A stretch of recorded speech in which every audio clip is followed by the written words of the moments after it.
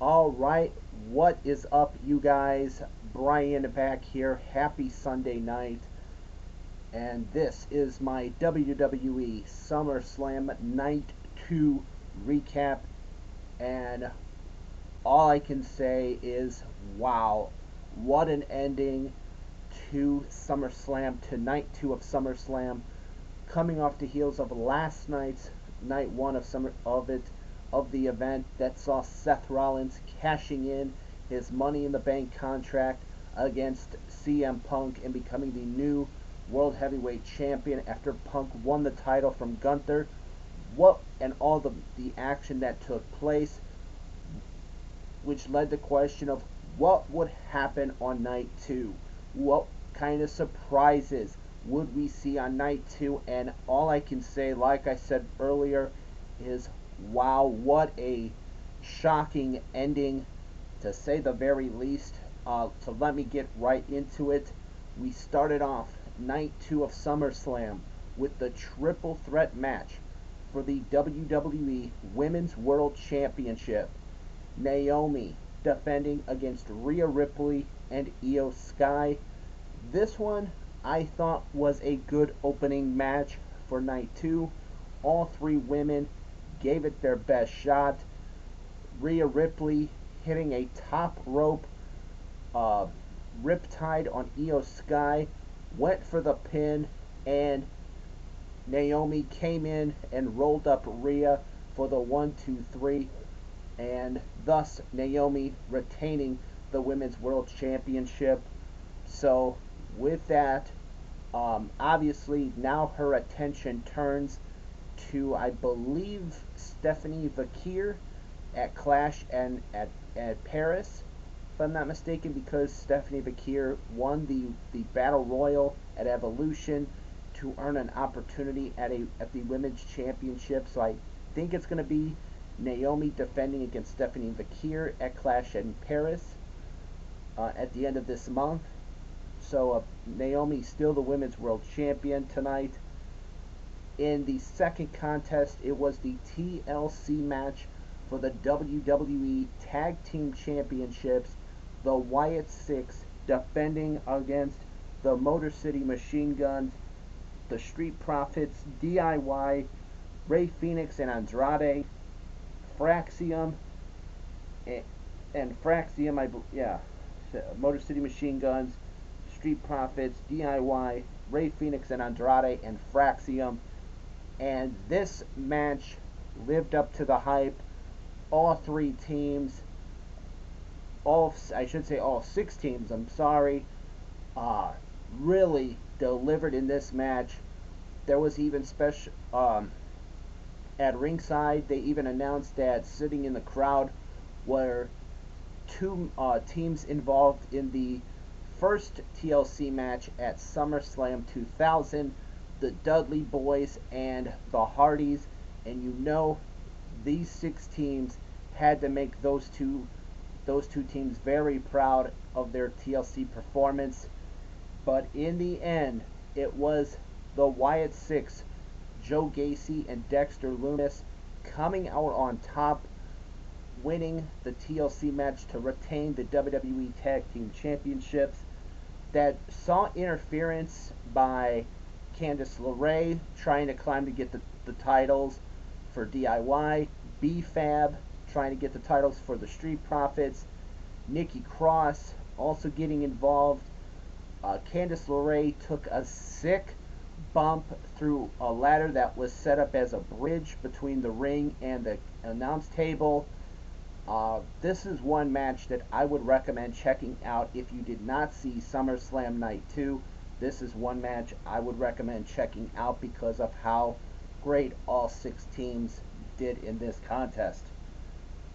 The third match of the night was for the WWE Women's Intercontinental Championship.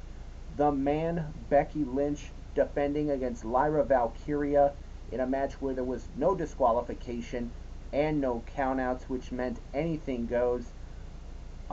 Becky Lynch coming out with new music, as was reported earlier, I believe earlier this week, that she was going to be getting new music. And her and Lyra really really did a great job in this one as well. Um, there was a lot of weapons being brought into play: toolbox, a wrench, chairs, tables, kendo sticks. Um, there was at one point even a crowbar that was almost used. Um, Bailey got involved, um, and she wound up costing Lyra this matchup because her and Becky had went at it. Bailey and Becky were going at it outside the ring.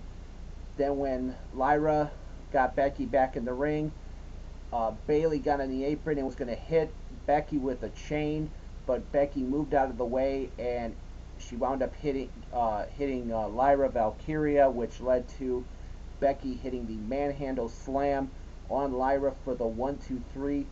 And with that loss, that means that Lyra Valkyria cannot challenge for the Women's Intercontinental Championship as long as Becky is champion.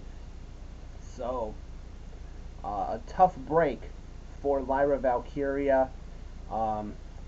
That was the only one that I got wrong in my predictions, and Bailey screwed me out of that one. I would have had a perfect score had Lyra won that match, but it is what it is. Compared to last night, where I only got 2 right out of the 6 matches, and I got 4 wrong, so I bounced back a little bit in my predictions tonight. But Becky Lynch still the Women's Intercontinental Champion. Solo Sikoa defended the United States Championship inside of a steel cage against Jacob Fatu. This one I really didn't care for as much, but I did get it right.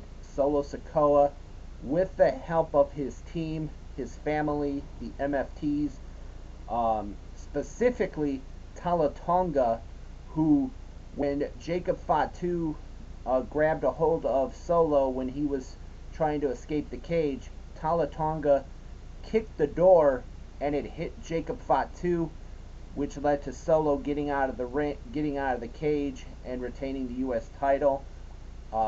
Jimmy Uso tried to help out during the match, but he would get taken out by Talatonga. However, in the end, both Tongaloa and JC Mateo, they would get in.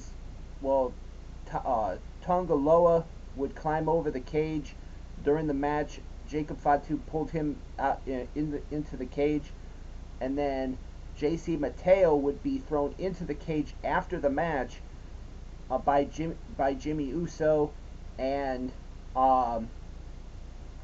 Jacob Fatu would deliver a moonsault from the top of the cage to both Mateo and Tongaloa, and thus that happened after the match was over. So Solo Sikoa still the United States champion.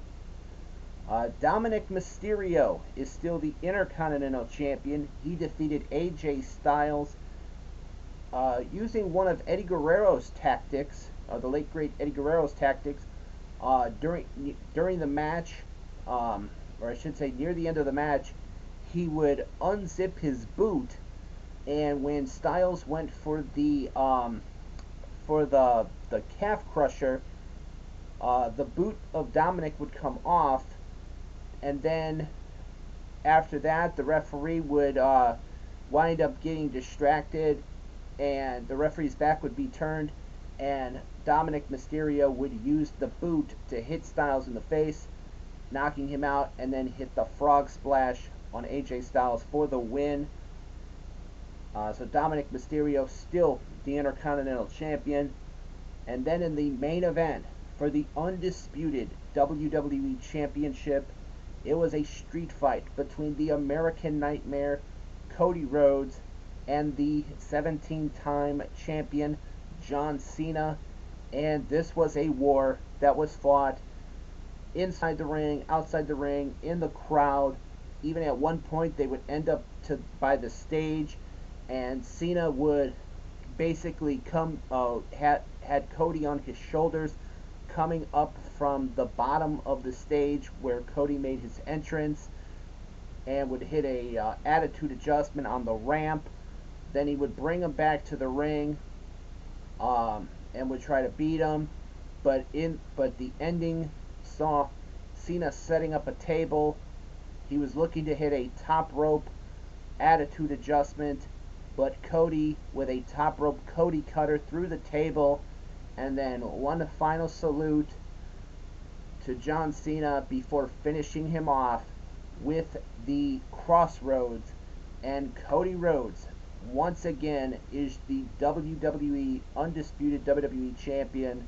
I should say Undisputed WWE Champion, defeating John Cena in John Cena's final SummerSlam, as he has 4 months now left till he is finished, till he's retired. And we thought that was it. Cena was saying thank you to the crowd, but then I don't know how to do the sound of dun, dun, dun, dun, dun, and we would see the appearance of the Beast, Brock Lesnar. That's right, the Beast, Brock Lesnar, made his return tonight at SummerSlam. And honestly, everybody, I mean, I was sitting in watching it on television, and when Lesnar's music hit, the crowd went nuts. And Cena standing in the ring, shocked. Lesnar comes to the ring. He circles around the ring, stops. Him and Cena are staring at each other. He takes off his jacket, takes off his hat, gets in the ring. Cena goes at him. He moves out of the way and grabs Cena and hits the F5. Brock Lesnar is back after years being gone.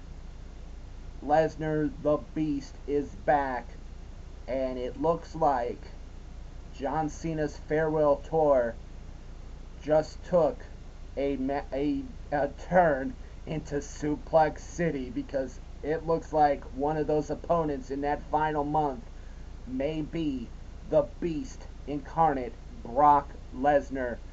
And that happened, and that was the end of Night 2 of SummerSlam. So SummerSlam 2025 is in the books.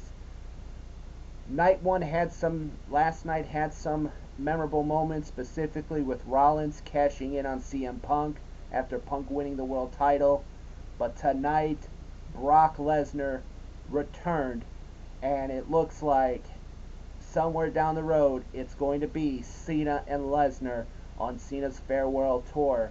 So with that in mind, to wrap up this video, my overall thoughts on SummerSlam: Night 1 had some really memorable moments. Night 2 had some memorable moments, and I'm just going to leave it at that.